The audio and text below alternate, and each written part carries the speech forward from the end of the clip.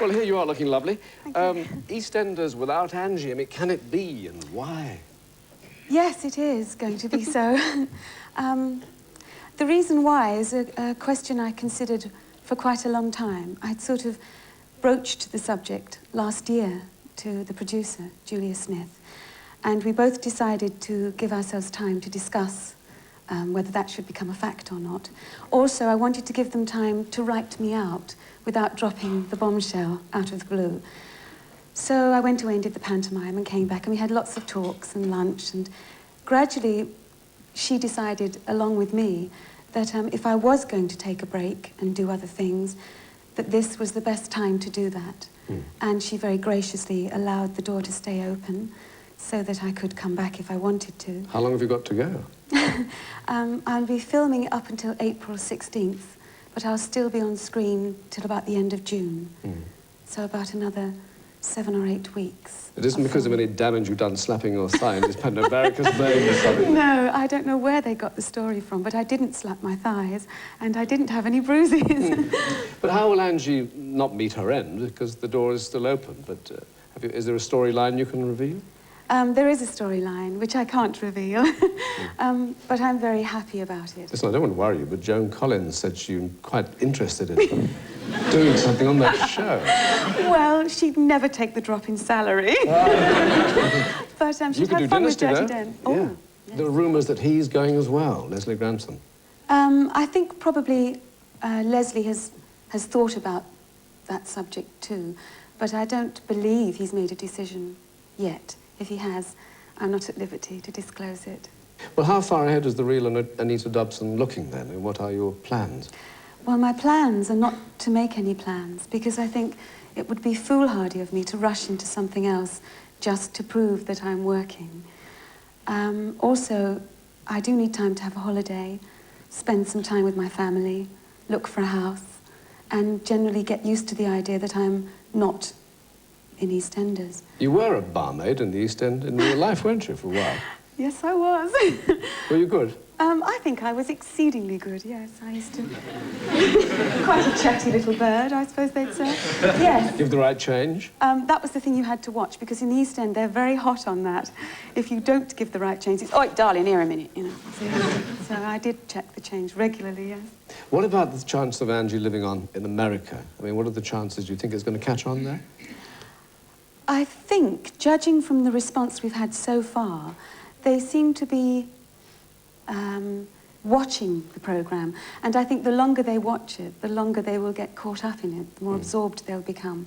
So, hopefully, yes, I think it may catch on. Yes. But, David, you're a transatlantic person. What do you think the Americans would make of it? Well, when it started, it was the American papers over there, I noticed, were printing huge glossaries and vocabularies of this means that and so on. But it is quite difficult, I mean, the language barrier, or the verbal, I mean, all the phrases that mean different things and so on. I mean, the English matron who went to New York and rang down to the bell captain and said, "Knock me up at 8 o'clock in the morning." Well, that was quite different. And did he? The form of room service she wasn't anticipating. But so that's the problem, obviously. But I mean, it's had some good reviews and some bewilderment from people while they, as you say, if they've got to listen.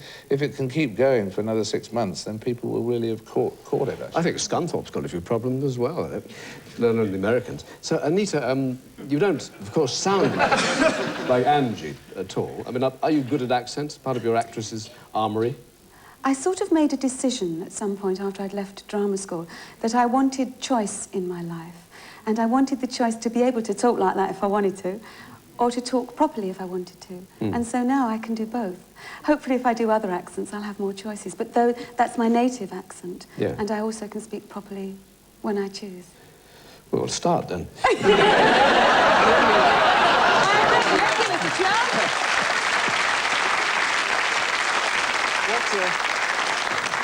I mean, if I had made you cross them, would you have reverted naturally to the good old EastEnders? I'd have punched your eyes out, Gav. Oh! What about accents? As you say, you wanted choice, but you know, a few years ago, everyone flagged like that, even those who played the most menial parts of terrible like that, weren't they? Yeah. Do you think it matters, David, at all, accents these days?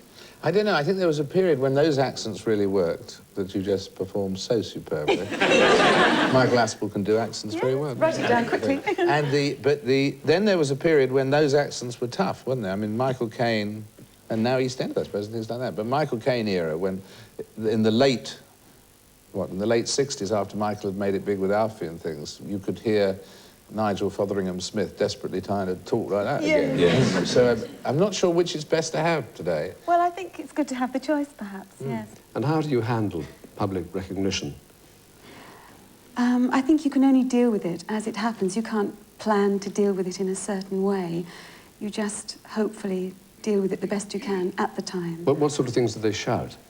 What do you mean? Who? Well, taxi drivers, lorry drivers, people who... Oh, hello, darling, all right, and jazz den, you know, that sort of thing. And you say, thank you so much. I say... Thank you so much. He was fine. Filthy as ever, yes. David, what do people call to you in the street?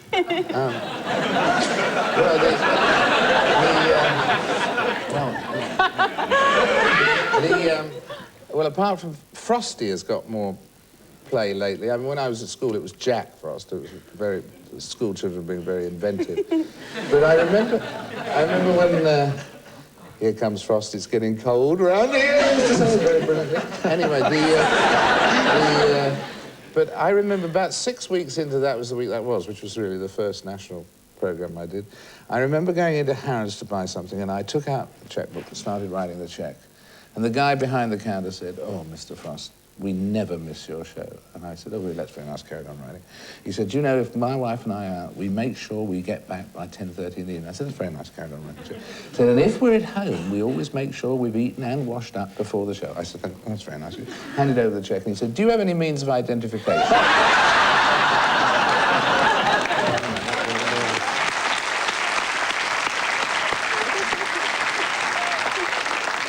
People ask you to sign bits of paper. Have they asked you to sign more unusual items? Yes, I have been, at some occasions, asked to sign chests or people's bottoms. But it's very difficult to get a purchase with the pen because it's terribly sweaty. So I don't do it very often. On the chest, you mean? On the yes. chest, yes. I don't do bottoms as a rule, no. That bottom. An actress, I don't do bottoms. Gosh, I've never heard. That's special. Because when you sign people's arms, sometimes they say, "I'll never wash again," but with bottoms. Now, what about press interest? It's inevitable, but do you find it a terrible intrusion?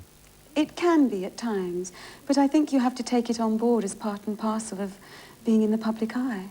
There have been some wild inventions, I presume, about your love life. What love life? You mean the one you read about in the paper? Exactly. Yes. Well, yes, I mean, I have to read it too to find out what I'm doing and who I'm dating. Who am I dating? Well, I'll tell you about half an hour from now. Would you miss it if it did dry up after... If what dried up?